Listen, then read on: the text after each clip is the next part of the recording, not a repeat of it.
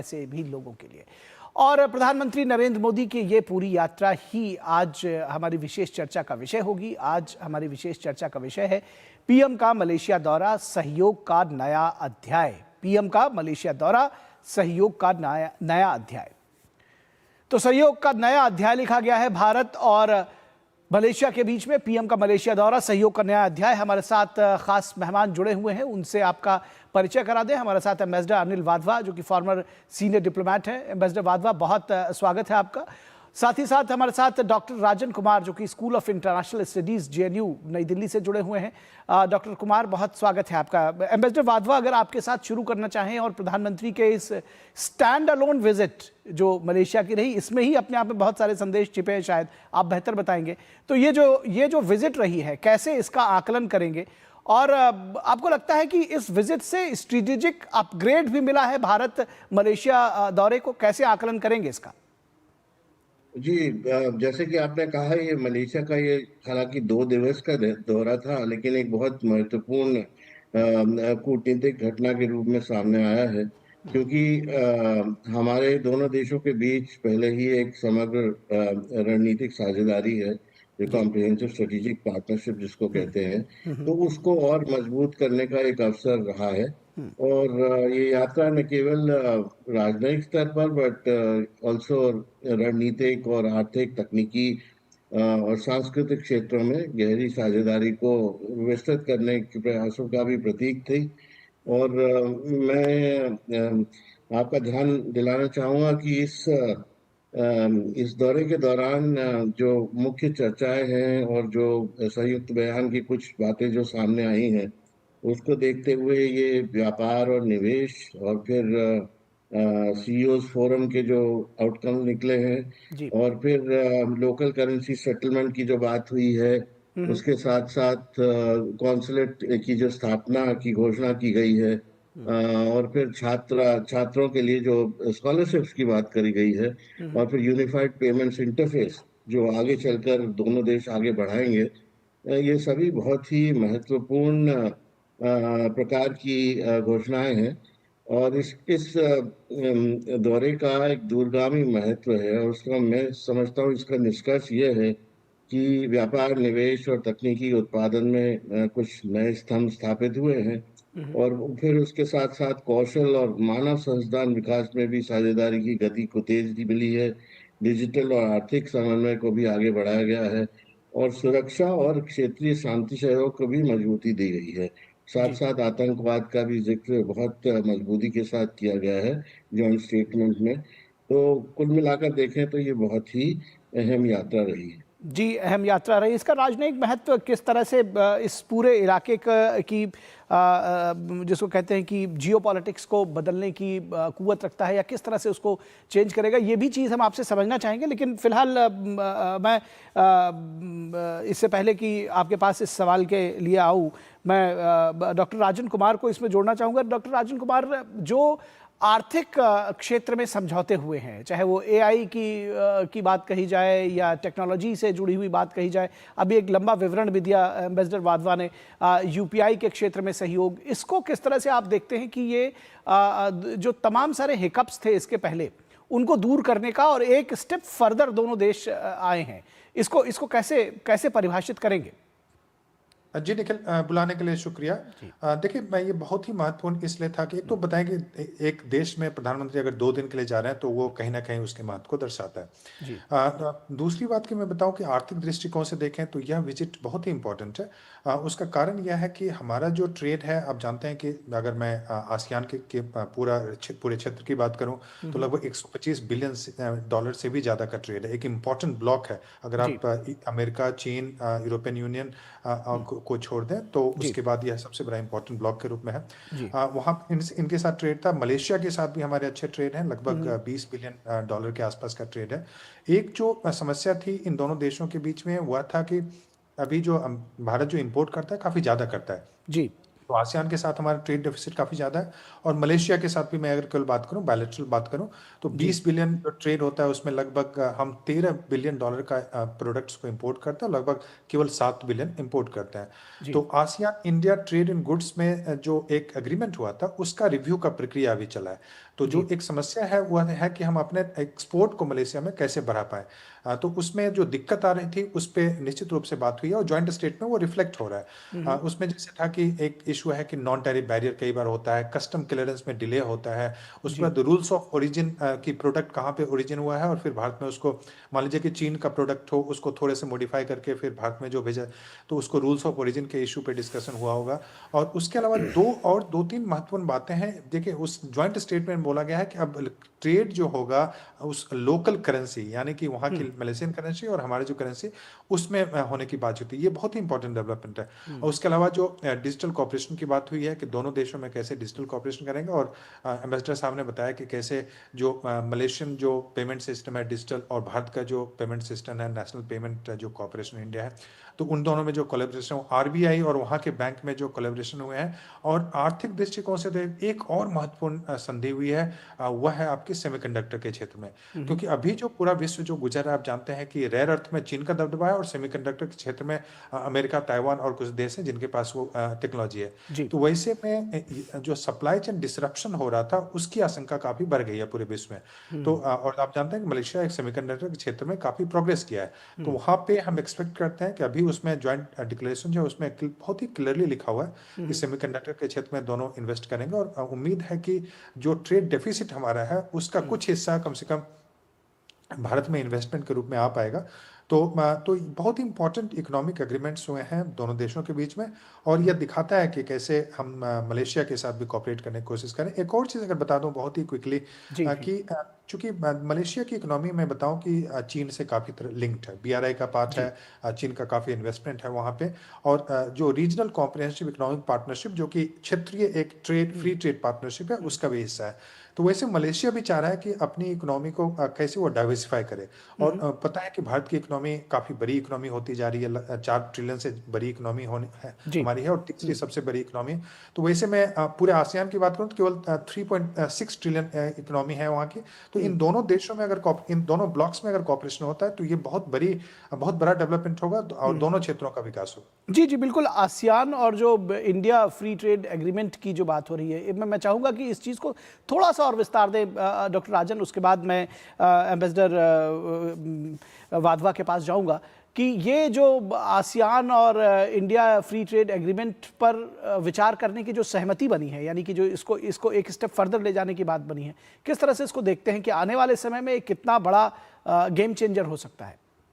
देखिए, बहुत इंपॉर्टेंट है क्योंकि जो आप ऐसे देखें कि जो आसियान का जो क्षेत्र है लगभग 3.6 से 3.7 ट्रिलियन इकोनॉमी और ग्रोइंग इकोनॉमीज है, वो कोई स्टैग्नेंट इकोनॉमी नहीं है। उसके बाद मैं पॉपुलेशन की बात करूं तो अच्छा खासा मार्केट है, लगभग 660 मिलियन, लगभग 66 करोड़ के आसपास उसका पॉपुलेशन है। और हमारे पास वहाँ पे कनेक्टिविटी का इशू नहीं है क्योंकि मैरिट आप देखेंगे अंडमान से आप जाएं तो बिल्कुल बगल का इलाका आपका हमारा क्षेत्र है। वो आसियान के साथ हमारे कल्चरल टाइज भी बहुत, उस सारे देशों के साथ हमारे कल्चरल टाइज भी बहुत स्ट्रांग रहे। तो वैसे में अभी जो अग्रीमेंट हुए हैं, जो खासकर जो फ्री ट्रेड एग्रीमेंट की बात करूं तो सबसे पहला जो हुआ था 2010 में हुआ था, जिसमें कि कॉपरेशन एग्रीमेंट के रूप में इकोनॉमिक कॉपरेशन एग्रीमेंट आसियान के साथ हुआ था। उसके बाद इन्वेस्टमेंट और सर्विसेज के सेक्टर में 2015 में एग्रीमेंट हुए थे। और उसके बाद अब मैं बताऊं कि दोनों जो आसियान का ट्रेड है और भारत का ट्रेड, ये लगभग 6 गुना ज्यादा बढ़ गया है इस ट्रेड एग्रीमेंट के कारण से, जो फ्री ट्रेड एग्रीमेंट, जो इकोनॉमिक एग्रीमेंट दोनों क्षेत्रों के साथ हुआ है। लेकिन एक दिक्कत यह हुई है कि आसियान के देशों से हम बहुत ज्यादा इंपोर्ट होने लगा है भारत में, और हम जो एक्सपोर्ट करते हैं अभी भी काफी कम है, 44 बिलियन से भी ज्यादा के आसपास बताया जा रहा है कि हमारा ट्रेड डेफिसिट है। तो एक इश्यू है कि कैसे इस ट्रेड डेफिसिट को कम किया जाए। उसी के दरमियान अभी हमारे कॉमर्स मिनिस्टर पीयूष गोयल, उनका भी स्टेटमेंट आया था कि हमारा जो ASEAN India trade in goods जो उसका रिव्यू का प्रोसेस चल रहा है, ताकि जो बहुत सारे टैरिफ और नॉन टैरिफ बैरियर्स हैं उसको आसियान कम करने की कोशिश करे, और उसका रिव्यू अभी वहां पे चल रहा है। तो ये बहुत ही इंपॉर्टेंट डेवलपमेंट है और काफी संभावना है इन दोनों क्षेत्रों में इस फ्री ट्रेड एग्रीमेंट के माध्यम से। जी एम्बेसडर वाधवा, जिस तरह से प्रधानमंत्री मोदी और पीएम अनवर इब्राहिम के बीच की केमिस्ट्री है, कैसे राजनयिक तौर पर इसको एक आप पूंजी के तौर पर देखते हैं? और मैं ये भी समझना चाहूँगा कि किस तरह से स्ट्रेटेजिकली, या ये कहा जाए कि राजनयिक तौर पर इस दौरे से क्या कुछ हासिल किया गया, क्या टेक अवेज रहे, कैसे आप एक एम्बेसडर के तौर पर, एक डिप्लोमेट के तौर पर इसका आकलन करेंगे? जो केमिस्ट्री की बात आपने करी, दोनों नेताओं के बीच जो केमिस्ट्री है वो बहुत ही अच्छी केमिस्ट्री है जो हमें देखने को मिली।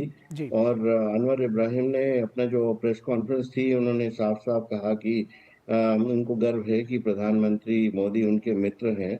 जी, और ये दर्शाता है कि वो किस तरह से भारत के साथ संबंध अच्छे करना चाहते हैं। जो आसियान की मीटिंग हुई थी उसमें प्रधानमंत्री जा नहीं पाए थे। उन्होंने भी अपना वक्तव्य इसी से शुरू किया कि मैं आसियान मीटिंग में आ नहीं पाया, इसलिए मैंने पूरी कोशिश करी है कि जो मेरी पहली यात्रा है 2026 में वो मलेशिया में ही हो। तो इसको देखते हुए जो दोनों नेताओं के बीच में जो हुई है कुआलालंपुर और पुत्रजया में, तो इनके आधार पर हम देखते हैं कि जो अंतर्राष्ट्रीय राजनीति में जो बदलता हुआ परिदृश्य है और फिर शांति रक्षा है, समुद्री सुरक्षा है, और फिर हमारा तकनीकी सहयोग, इसको कैसे आगे बढ़ाया जाए, आर्थिक संबंधों की हमने अभी बात करी, शिक्षा और आतंकवाद से निपटने का साझा एजेंडा, उस पर भी ये बातचीत केंद्रित रही है। और फिर जो जो दक्षिण पूर्व एशियाई राष्ट्रों का संगठन है आसियान, उसके साथ सहयोग को भी एक महत्वपूर्ण क्षेत्र के रूप में रेखांकित किया गया है। और इस क्षेत्र में जो स्थिरता है और समृद्धि है उसके लिए संयुक्त प्रयास दोनों देशों ने करने की कोशिश की तरफ अपने प्रयास जो हैं उनको साझा करने की भी बात करी है। और इसके साथ साथ जो व्यापार और निवेश के बारे में हमने अभी बात करी, लेकिन जो ASEAN India trade in goods agreement है, जी, उसको किस तरह से रिव्यू किया जाए और प्रभावी किया जाए, उसकी आवश्यकता पर भी जोर दिया गया। भारत काफी आसियान के देशों से प्रभावी जो देश हैं उनके साथ कई बार ये बात अपनी बातचीत में ये कह चुका है कि इसका रिव्यू बहुत जरूरी है। और उसके पहले करीब 6-8 महीने पहले हमने पीयूष गोयल जी हैं, जो हमारे कॉमर्स मिनिस्टर हैं, उन्होंने भी ये साफ साफ बताया था कि जब तक इस समझौते का रिव्यू नहीं होता तो इसका जो बेनिफिट्स हैं, वो दोनों भारत और आसियान को भी अच्छी तरह मिल नहीं सकते। तो ये बहुत जरूरी है कि इसका रिव्यू जल्द से जल्द खत्म किया जाए। मैं एक और बात बताना चाहूंगा कि जो सीईओ की मीटिंग हुई है जी, इसमें जी, निवेश और कारोबार की चर्चा हुई है। उसके दौरान ये 10वीं मीटिंग थी सीईओ फोरम की। जी, तो इसमें जो उद्योग जगत के जो शीर्ष प्रतिनिधि थे, उद्योगपति थे और जो निवेशक थे, वो सभी इन सभी ने इसमें भाग लिया। और इसमें जो बातचीत हुई है मुझे लगता है ये बहुत महत्वपूर्ण है, क्योंकि एक आउटकम डॉक्यूमेंट इस बार जारी किया गया है जी, जिसमें आगे का जो व्यापार विस्तार है और उच्च तकनीकी निवेश है और साझेदारी है, इनकी सभी सिफारिशें शामिल हैं। और सीईओ बैठक में कई प्रमुख क्षेत्र सामने आए हैं, जैसे हमने अभी बात करी सेमीकंडक्टर की, डिजिटल अर्थव्यवस्था की, जी, स्वास्थ्य की, ऊर्जा, स्टार्टअप्स, फिनटेक, ग्रीन टेक्नोलॉजी और इंफ्रास्ट्रक्चर, इन सभी पर सहयोग पर चर्चा हुई है, जिसमें दोनों देशों के मध्य निवेश की दिशा और स्पष्ट हुई है। तो जी, मुझे लगता है इसमें कई दूरगामी महत्व हैं और निष्कर्ष निकले हैं। और इसके साथ साथ जो कौशल और मानव संसाधन विकास की साझेदारी को भी बल दिया गया है। इसके चलते मुझे लगता है कि जो फ्यूचर है दोनों जी। देशों का वो काफी ब्राइट है।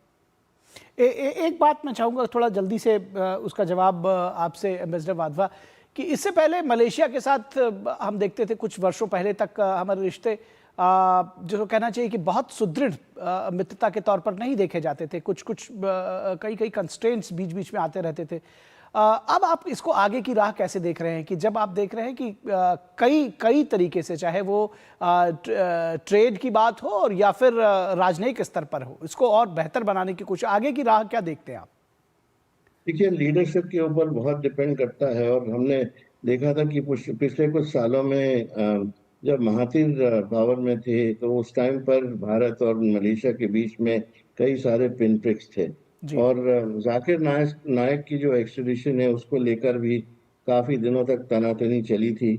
और इससे तनाव दोनों देशों में बढ़ा था। दूसरी बात यह है कि मलेशिया इस ओआईसी के जो देश हैं उनके साथ महातिर की जब लीडरशिप थी उनके साथ काफी घनिष्ठ उनके संबंध थे। और भारत के साथ इतने घनिष्ठ संबंध नहीं थे। ट्रेड की जो प्रक्रिया थी वो तो अच्छी थी, लेकिन उससे भी बेहतर हो सकती थी। अभी हमने देखा है कि ये प्रक्रिया बहुत तेजी से आगे इसलिए बढ़ी है क्योंकि लीडरशिप का जो इफेक्ट है वो हमको सामने देखने को मिला है। तो जी। अभी जो आपने बात करी थी दोनों लीडरशिप की जो केमिस्ट्री है वो इसमें बहुत अहम रोल प्ले करती है। और अभी जो सर्कमस्टांसेस हैं उसको मुझे लगता है कि दोनों देशों को अच्छी तरह से उसको ग्रास्प करना चाहिए और जी आगे बढ़ना चाहिए। जी जी जी, निश्चित तौर पर जो दृढ़ राजनीतिक इच्छा शक्ति दोनों तरफ से मैं कहूँगा वो इस रिश्तों को कहीं ना कहीं तेजी से आगे ले जा रही है, ड्राइव कर रही है। बहुत शुक्रिया एम्बेसडर वाधवा आपका, और डॉक्टर राजन कुमार आपका हमारे साथ जुड़ने के लिए, इस विशेष विषय पर इतनी विस्तार से चर्चा करने के लिए। यहाँ रुकेंगे एक छोटे से ब्रेक के लिए, कहीं मत जाइएगा, जल्द हाजिर होंगे।